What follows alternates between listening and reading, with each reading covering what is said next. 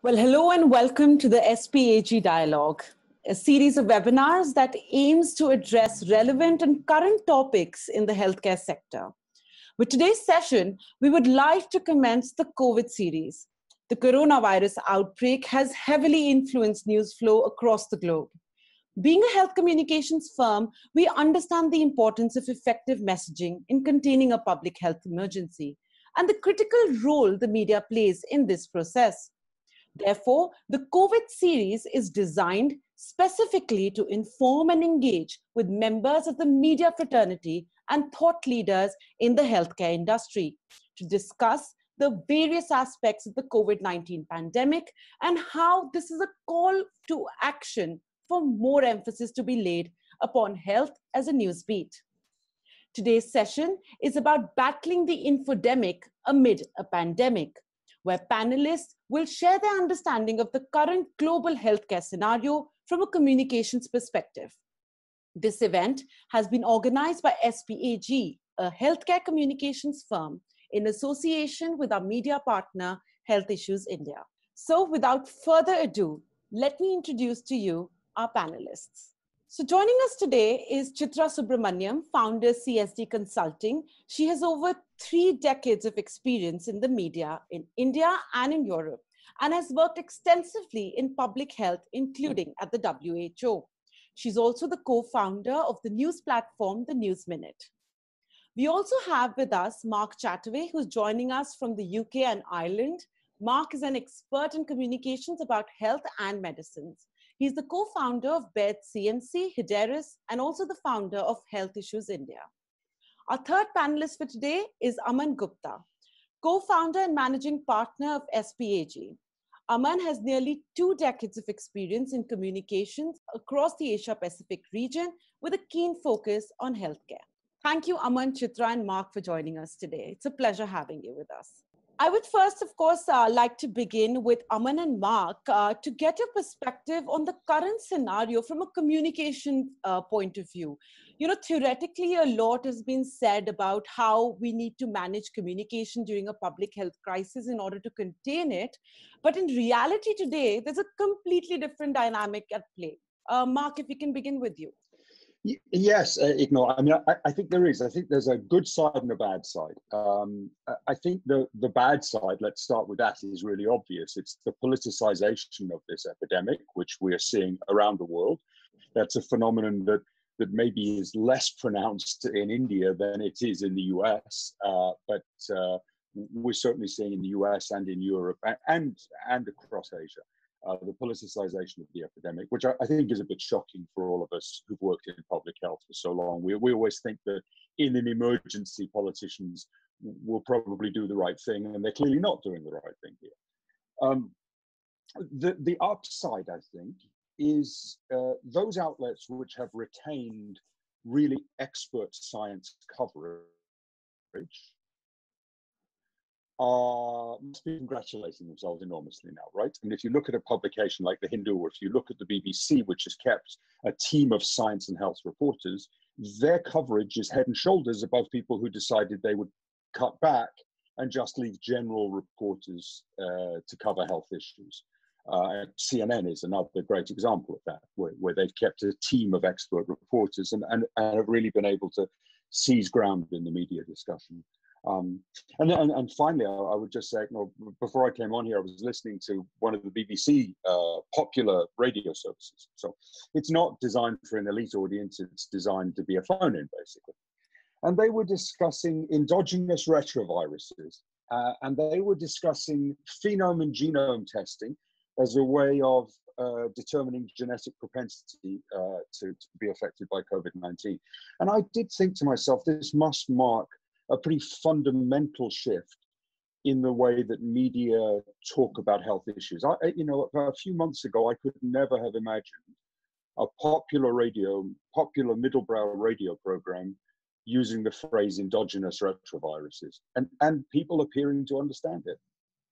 Well, that is actually pretty interesting. And also the fact that people are, making sure that they read up a little more about what the current issue is, and not just, go base their entire news on an expert opinion. In fact, coming to you, Aman, on the same point, how do you look at it from an Indian point of view specifically?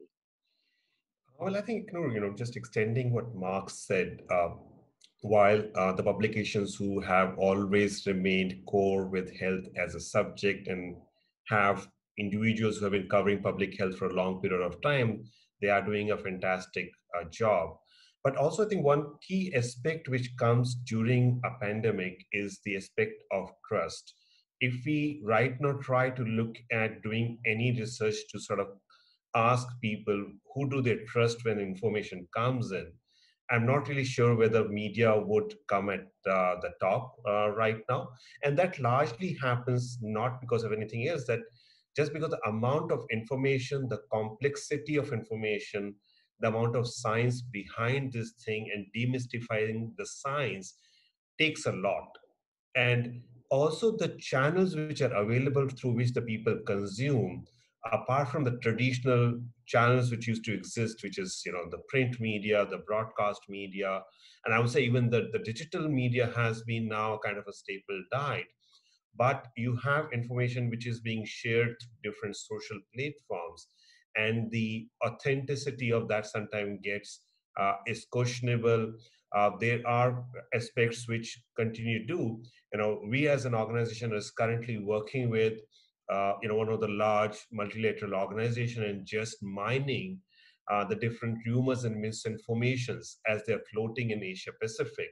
Because apart from telling people what is happening, it's also important to tell what they should not be really believing in. So I think this is a kind of a moment which will change the way the media talks about health in the coming years. It will bring in a huge paradigm shift in the way people consume information about health.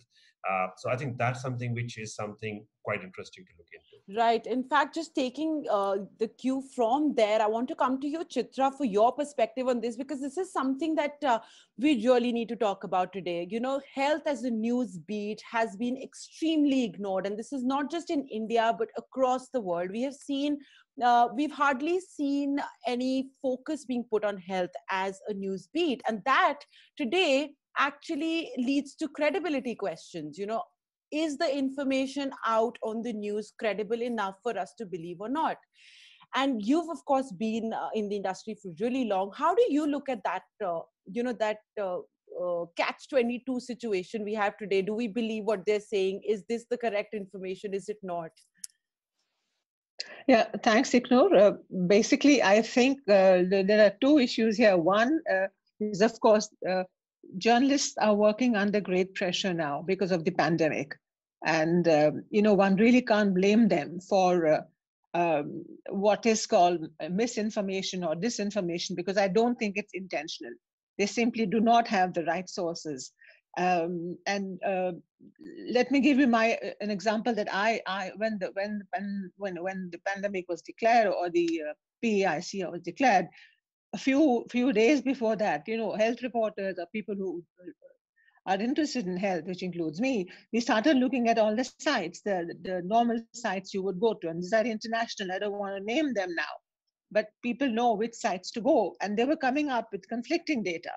Now that puts even people like me who follow data to understand in a bad spot. So I can well imagine what it must have done to journalists who had to come up with stories. Aman mentioned trust. I mean, many official sources did not know what was going on. It was so huge. Whether you looked at ministries or politicians, or, everybody was in this for themselves. And that was, to me, that put the journalists in a very, very difficult spot.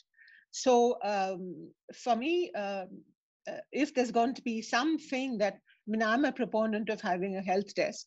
At the News Minute, we're really pushing to have a health desk. I've been asking every journalist I meet, I have a pet peeve, do you have a health desk? Because health is not something that you start reporting tomorrow morning because there's a pandemic. It has to be a regular part of your storytelling at the end. And so we need to invest. And I really hope that this health emergency will encourage editors and even reporters to ask for investments in health and public health. Just before I come to you, Marc, just for a minute, I just want to ask Chitra, we've had this, and since you mentioned health being given more importance, we've always had the print media basically dominating that entire narrative. We've hardly seen that in the broadcast media. And I think that is where one really needs to see the shift coming in. Marc, of course, coming to you, what point were you making before we pick up on that? No, all I wanted to say is Chitra's too modest to say it, but if you look at the News Minute today, for example, there is the best piece I've seen showing what's required to do. Everybody talks about track and trace, right? That we identify who the patients are and show who they come into contact with. And there's a wonderful piece of reporting in today's News Minute, which shows exactly what's involved in that. And it's one of the best pieces I've seen. So Chitra's too modest to say it. I just wanted to. No, but thanks. And then the thanks for that goes to Dhanya Rajendran, who's the editor-in-chief. But it took time for the team to get there. You see, it takes time and belief and faith. And, we always said that public health and journalism are public goods. What does that mean? It's not a statement. You have to be able to go out and tell a credible story. And if you make a mistake, say sorry and correct it. Because no one's an expert. No one's expecting you to be a neuroscientist, from day one. So the capacity to be able to tell a continuous, cogent, comprehensive and correct story and wait and not rush. Because what we saw in India also was, and this is again not criticizing my colleagues, rushing to tell the story, probably because there was an editor rushing. And this also will lead, I think, in my view, to lead to editorial leadership in the newsrooms in India. There will be health leadership in India, I think. And the other thing that Marc mentioned, radio, I think that radio will emerge as a medium because it's credible, it's less expensive. The young people are listening increasingly to the radio. And I think that it's become a very credible medium, at least for me during the COVID crisis. Right. In fact, also looking at the way the news is being presented in all of these mediums, you can have health as a beat, you can give it more importance, you can bring in journalists, but at the end of the day, we also need to monitor how that narrative is going out. And that brings me to one of the points that we had discussed earlier, which is that health and economics need to kind of go hand in hand. Aman, I want to bring you in on this point because we tend to look at these two as completely different subjects, but health is an economic issue because we are not investing that much in health. Today, we've seen across the world, our health systems are collapsing. And a lot of that has to do with the kind of messaging that's involved in and the kind of communication that is put out regarding health. People don't pay attention to it because they haven't heard enough about it.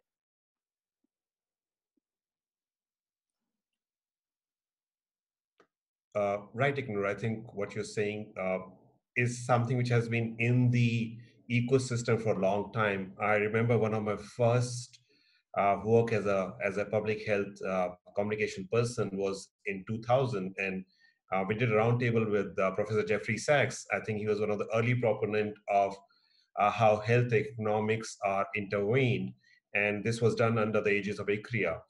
And I think it sort of works beyond, and it's not just at a national level. If you look at health and its ramification and economics, it's worked at a national level, it works at a corporate level. So if you look, if you talk to an HR leader, you talk to a business leader, the health of the people and the productivity of an organization, economics of that organization is interrelated. It works at a family level. So I think the fact that economics and health are interrelated is not something which is a point of debate. But what's important is to how do you tell that story in front of different stakeholders. So whether it is the policymakers who are making policies in the public health system, and they are able to sort of invest that much in the public health. We have seen that the amount of investment in the public health has been very, very limited. And it has come to the fore in the current pandemic that we have not invested enough in the public health. And I think that's also true in terms of the interest of the people. I remember uh, in the mid 2000s, there were channels, there were programs, both print and broadcast, which used to look at public health. And I think this was just kind of, when we are looking at HIV/AIDS kind of peaking, and there was a more interest of the people on the public health space.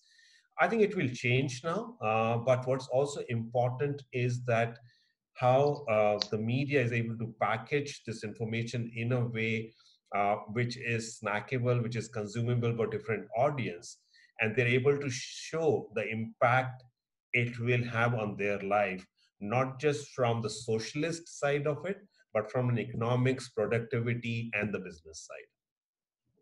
Right. And I want to come to Marc on as a follow-up on this. Maybe you can give us a slight global perspective on this point as well, especially considering that, the packaging of news is one. It's also in terms of, what is the new, how do you filter that news which is actually coming out?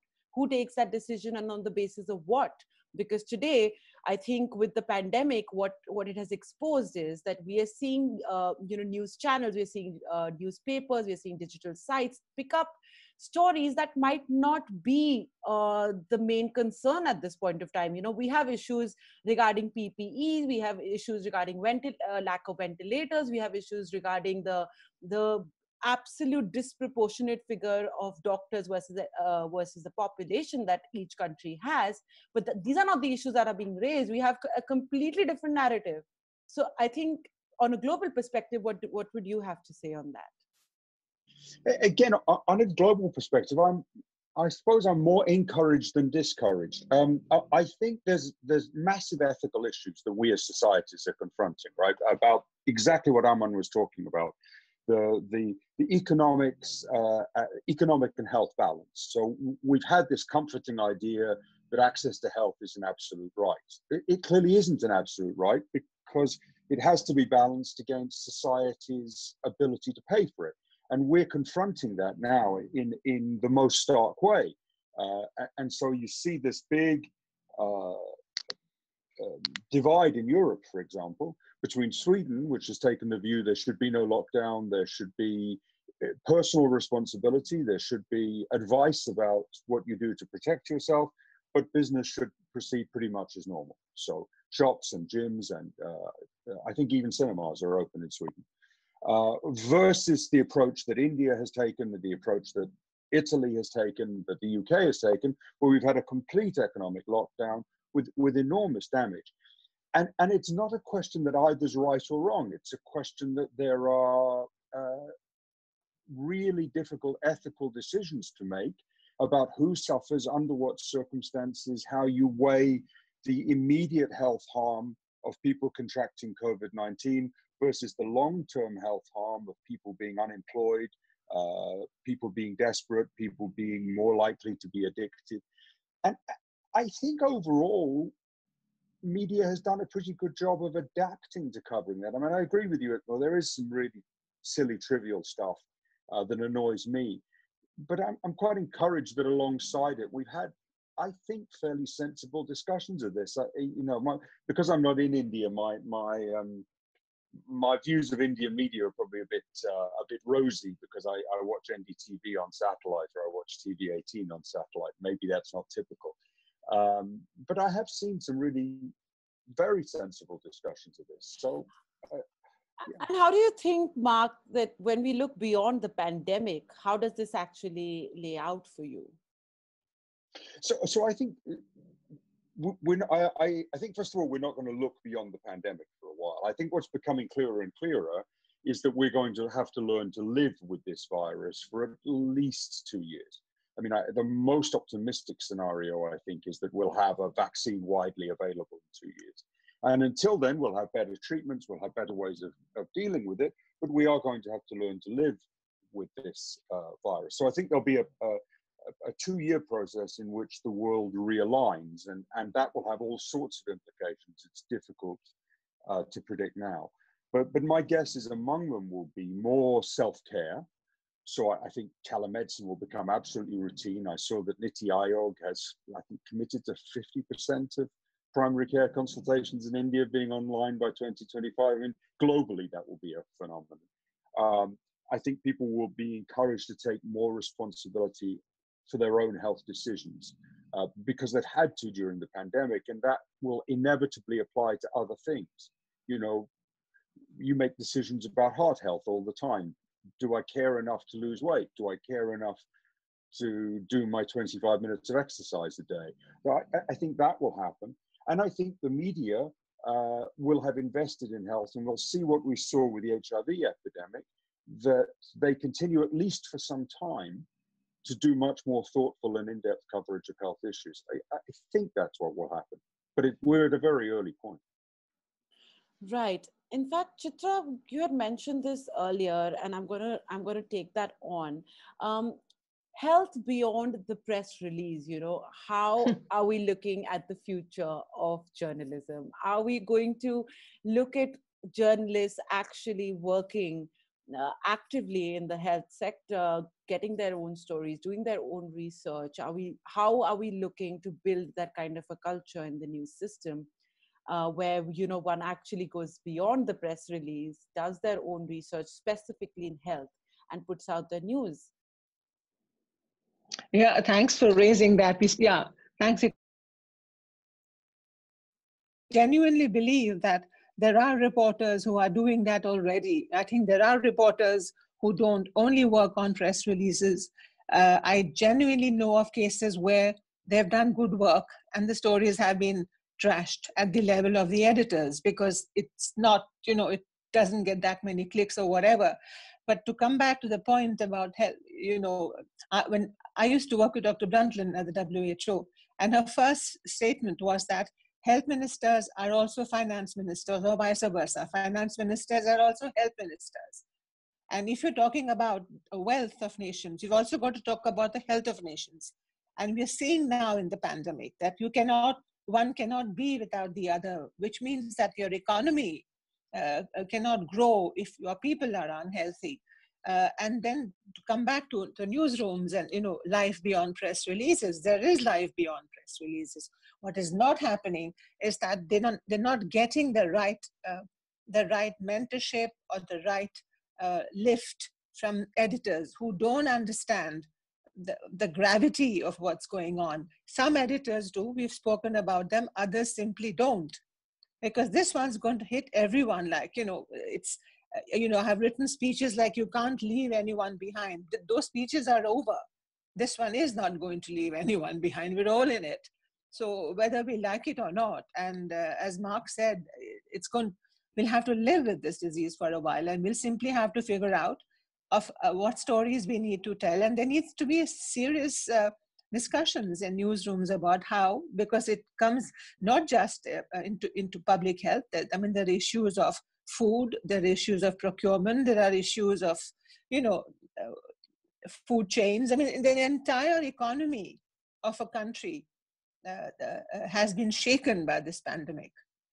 And if you take each aspect, it will obviously have a health component. So I think that the health community, health journalists should be given more importance.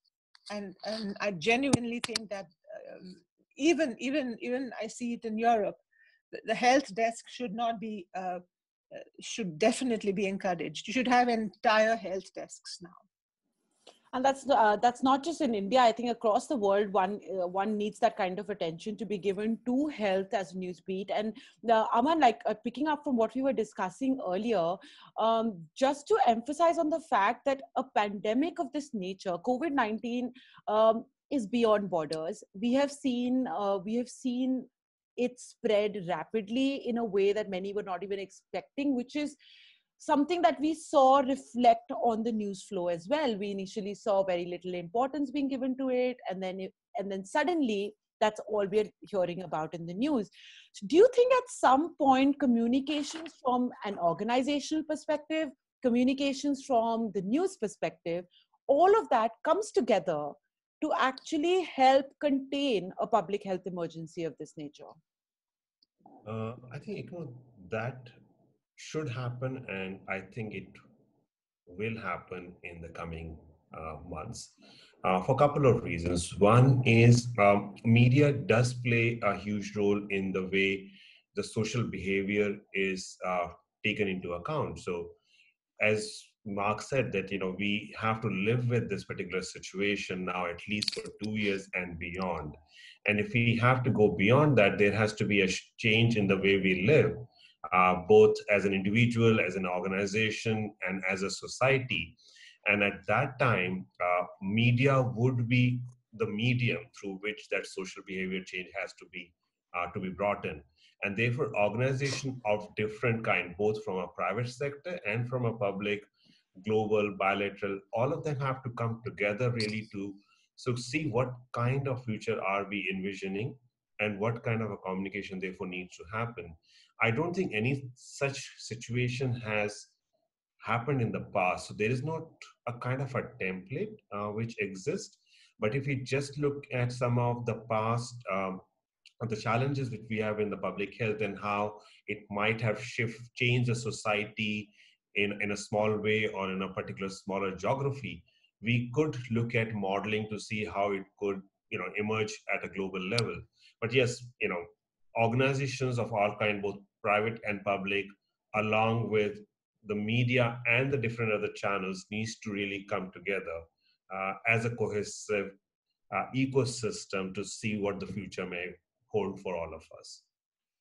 Right. In fact, we have a lot of questions that are coming in from our attendees right now. So we've got a lot of journalists and a lot of journalism students joining us today as well, listening to us. We will be taking up those questions in just another 5 minutes or so before we wrap up this discussion. But before we do that, I want to get in closing thoughts from all of you, specifically on the kind of practical solutions that we can actually put in place moving forward. Of course, this has been a big learning time for all of us. I think the pandemic in general has taught all of us how to prioritize news and also how to ensure that even though health might not be the most relevant subject every single day, we still need to ensure that we have an entire system set up to report on pandemics of this nature. So starting with you, Marc, first, what are the practical solutions that one can actually look at moving forward and ensuring that in the future, if a pandemic of this nature or a health emergency of this nature actually hits us, we are better prepared in communicating to the people absolutely authentic information which does not cause panic and instead informs and educates our audiences? So I think we've seen some really interesting steps by social media, which maybe because all of us come from a traditional media background, we haven't discussed so much. But I think we've seen some really interesting steps where social media have been very proactive and quite successful in suppressing the worst kind of scaremongering. And maybe they've gone a bit too far, actually. I mean, Twitter, for example, has completely stopped advertising. I think maybe they've gone a bit too far. But we've really seen interesting initiatives there. I think for journalists, I would just echo all of the things that Chitra has said and that Aman has said about the importance of having a health desk, of having the specialized beat. One thing I would say about for health reporters is they need to be a bit more even-handed, because we've seen some of the most irresponsible statements in mainstream medicine coming from esteemed universities and international institutions. And they're taken completely at face value, whereas statements coming from the private sector, for example, or from NGOs are really questioned. And I think they should be a bit more neutral about the source of what's being said and a bit more questioning. When, for example, an Oxford professor says we'll have a vaccine by September, journalists need to be a bit more self-confident and say, excuse me, how's that possible? Chart it out for me. Those are my thoughts. But overall, I think in media terms, at the moment, I don't know, I would say an 8 out of 10 maybe the traditional media is getting. I think social media, there's a lot of good information going on social media. I A think fascinating I really discussion. like your point, Mark, where you pointed out the entire vaccine debate, which has been put out in the media. I think that's an extremely good example to talk of at this point of time, because there is so much discussion around what is going to happen next. Are we getting a vaccine? Are we not? There was an entire debate over whether hydroxychloroquine should be used as a treatment or not. We had the whole thing with the US, and I mean, I think one needs clarity in terms of what is coming next, and not like giving our audiences false expectations, and not even creating a kind of a narrative which is untrue. Chitra, your views on that? No, so for me, what has happened is that the pandemic has taken the situation from patient to people.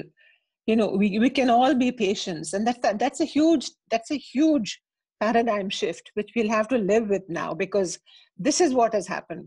And let me give you another example. For example, the burden of disease that's shifted in India now, NCDs, and over the last few years we've lost some of our prominent personalities to NCDs. But I would have thought that without getting into the personal issues, there would have been stories in the media about why you need to exercise, or why you get strokes, or why you have diabetes. And like, there's a history to things that happen, but these stories don't get told. You don't have to wait. You don't have to wait for something big to happen, because we're already sitting on a time bomb on a whole lot of diseases. And I think what has to happen, and I think it's happening already, is that the method of storytelling has to change. And I can genuinely see little bits and pieces of that happening, driven perhaps by the pandemic. And I think journalists are asking questions, like when you have a professor from, let's say, Oxford, talking some rubbish, we really have to say, excuse me, can you explain this? Just like you ask the CEO of a company who talks rubbish, you have to be able to trust yourself to ask the right question and be unafraid. Because, if you're not a pesky journalist, then what kind of a journalist are you? Then you're a press release journalist. And if you want to make up your mind, if you want to be a press release journalist, there's one type of journalism. Then you want to be a pesky journalist, there's one type of journalism. I mean, let's not confuse the two. Right. Okay. We actually have a lot of questions that are coming in. So I want to jump right into that, because some of them are really interesting. But just before we move into our Q&A, just last thoughts, Aman, if we could hear from you on the practical solutions moving forward. Well, I think Mark and Chitra has covered quite a lot. But just to reiterate 2-3 points. One, I think health as a subject need not just come in the forefront when you have a pandemic.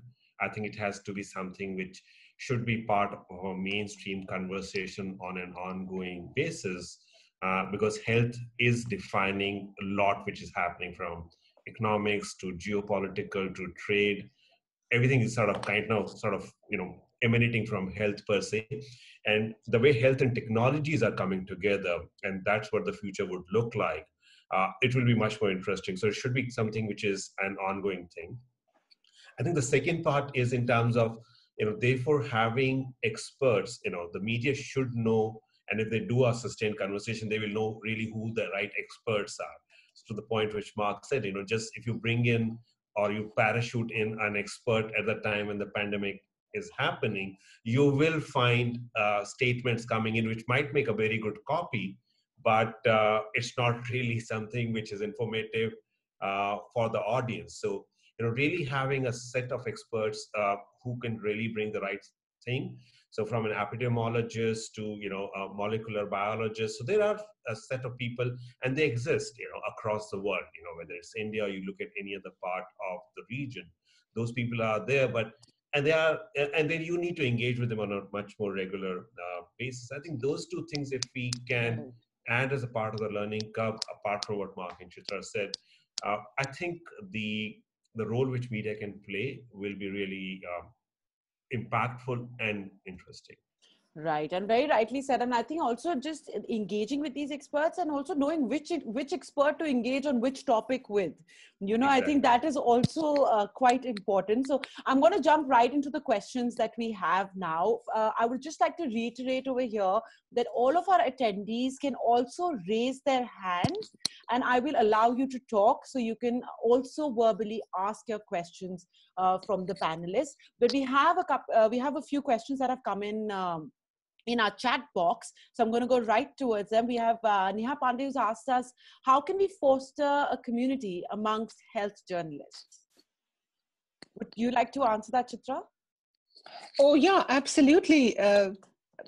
You know, fostering a community is not something, I like the question because it shows a certain amount of human investment beyond the journalist, because communities are made of people. And your job is you are a good person first before you become either a journalist or you become a whatever. So I like this notion of fostering a community of journalists simply by sharing information. I mean, I grew up at a time, and I think it's coming back, where you actually helped each other. You know, listen, I can't do the story. Can you do it? I don't have the data. Can we share? I genuinely believe that this can be done. And for this to happen, you have to build trust. And it can take time. This kind of fostering will not happen.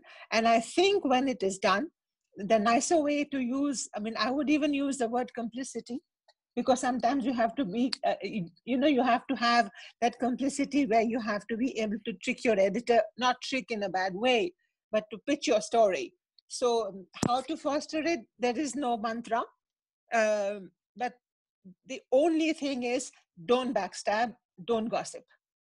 If you don't backstab, don't gossip, we're all in this for the same thing. We all want a good story.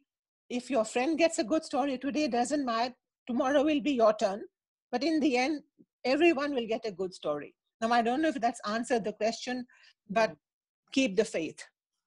Right. In fact, we have another question that's taken up the issue that you were bringing up, Marc, and I think you'd be the right person to answer that. There's so many articles and some of them end up contradicting each other. Yeah. Don't you think there should be some sort of a bank which ensures that the media gets the right info? Yes, it's a great question, isn't it? There's a balance, I think, between having a free market in ideas, which we want, and I'm a bit worried that social media is to some extent closing down the free market in ideas, because just because people are outliers doesn't mean they're wrong necessarily. We can confidently say there aren't homeopathic treatments for COVID-19, but should people be allowed to say that there are homeopathic treatments? I think they probably should. I mean, I think it's our job as communicators, it's the job of journalists to then debunk those claims. But it is an interesting question, isn't it, to say, should there be some kind of seal of approval? Should there be some kind of validation mechanism so that truly excellent reporters, maybe we do it that way. Maybe we don't say there's bad reporting and good reporting, but we do more to recognize the truly excellent reporters. You know, you think of R. Prasad at the Hindu, for example, or that story today in the News Minute. And there should probably be more to say, here are shiny examples, why not look at that? And wouldn't it be interesting if we could find a way to do that? Oman at the ORF has been doing superb stuff on COVID. I mean, outstanding stuff. You know, not taking a position, just putting the facts out. Yeah. So. Yeah. And I think one of a pertinent point that could be brought up by many at this point is that, okay, on the basis of what are we going to come out and say that this report is credible and this one is not? And I think that is where a lot of people tend to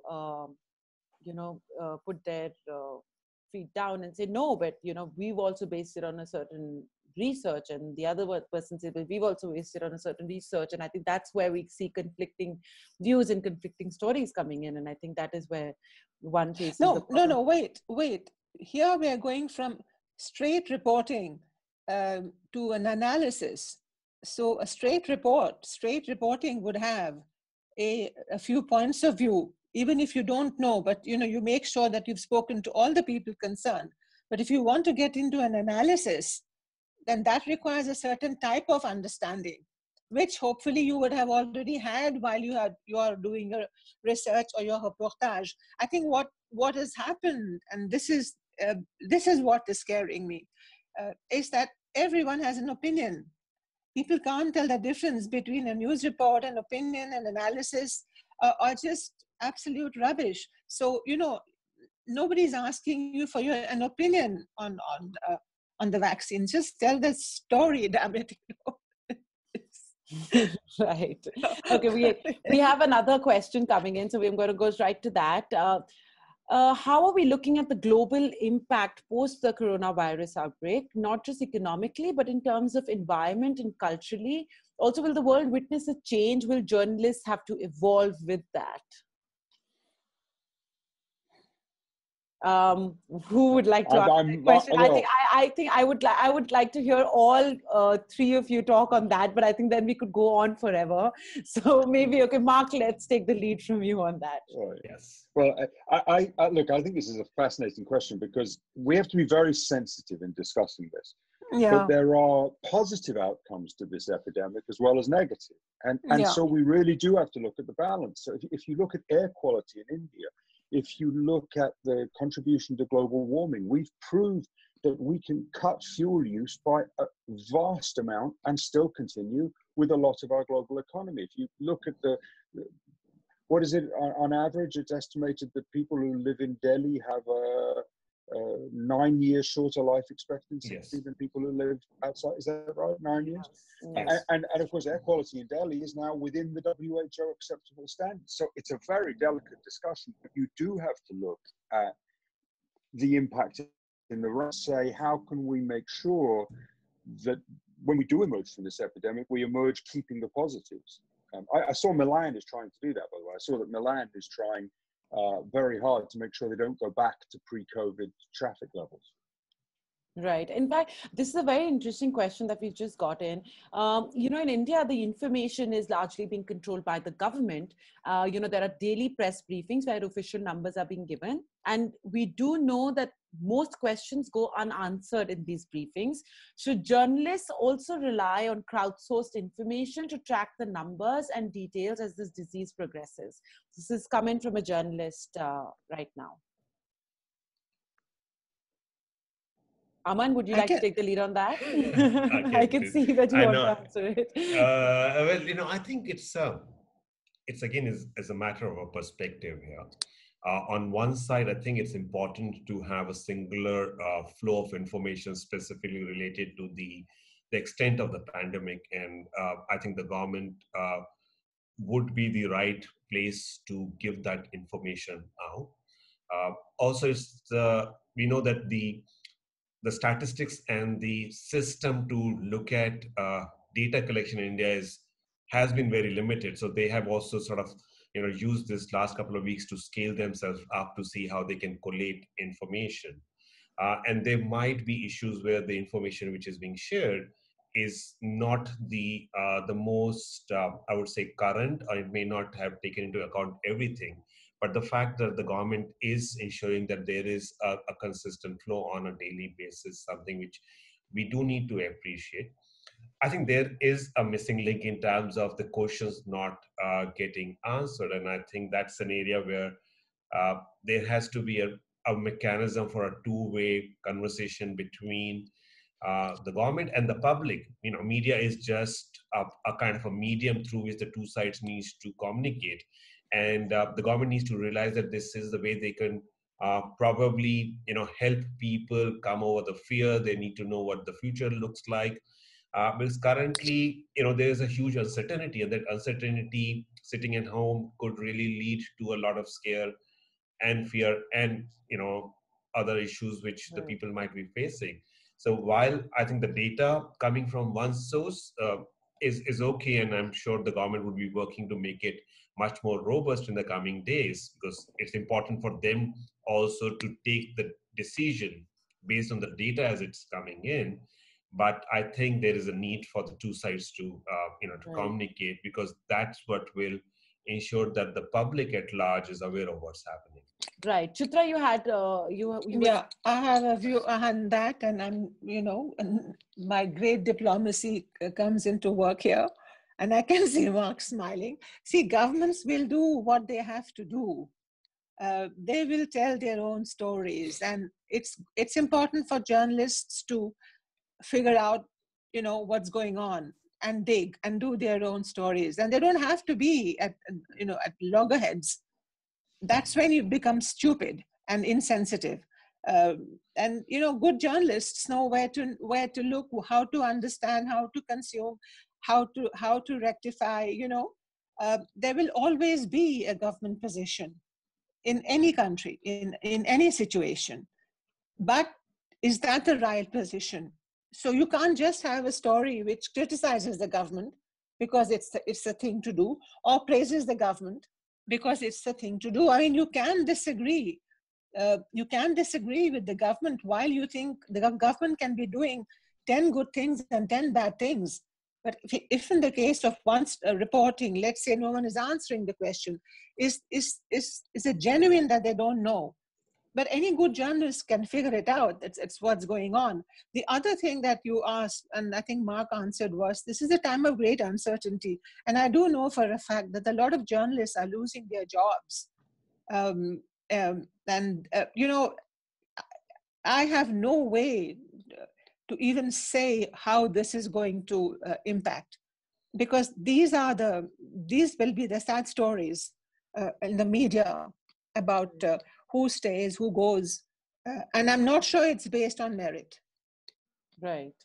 In fact, we are running out of time, but we're going to take, we have a lot of questions that have come in, so I don't want them to go unanswered. So we will take about 2 to 3 more questions that have come in. The first one being, to what extent is the WHO responsible for the pandemic spread? How feasible is it for the USA to withdraw funding from the WHO? I think this is a topic which a lot of people have been discussing of late. So I think, Chitra, with your experience with the WHO, I think you would be the right person to answer that question. Yeah, and I've written about it as well in the ORF. And after this, I can share it with you so people can read. It's a documented piece. The issue is not, it's a false framing. The issue is not the American framing. The issue is that the WHO did delay in alerting the world to the pandemic. And you can say yes or no, but there is data on this. I mean, as late as 15th of January, they were saying there's no human-to-human transmission. And then 15 days later, they declared the emergency. And there's a lot of stuff being written about it. Now, that is the WHO, and Dr. Tedros could have alerted the world. Now, it feeds into the American campaign. Trump has an election to win. His own record in his country is not the brightest. So they've withdrawn funding, and that is a separate issue. By doing that, they're going to walk right into China's arms. But the issue is that WHO has to be saved. It's the only organization that exists. And somehow the hope is that the world leaders realize that a change in leadership is not going to bring the institution down. And we should be focusing on that. Right. And I think that's a very pertinent point as well put forth by you, Chitra. But I'm going to just shift gears over here a little bit. We have a question that's coming in that says that considering the business model and functioning of the Indian media these days, intent on spending on healthcare journalism seems to be a bit limited. Do you think that an overall overhaul is required in news delivery in India? Aman, would you like to answer that question, or Chitra?